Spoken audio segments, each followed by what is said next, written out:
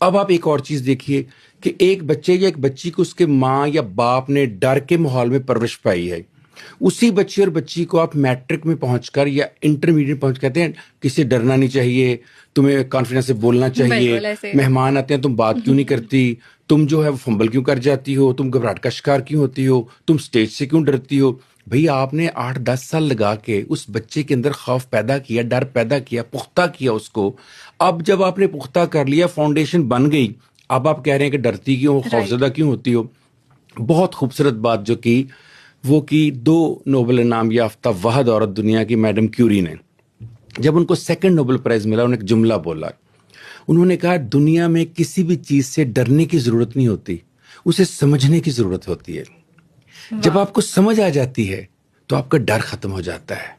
अब समझ क्या है और डर क्या है। उन्होंने कहा छोटे होते आप इसलिए अंधेरे से डरते थे, आपको अंधेरे की समझ नहीं थी।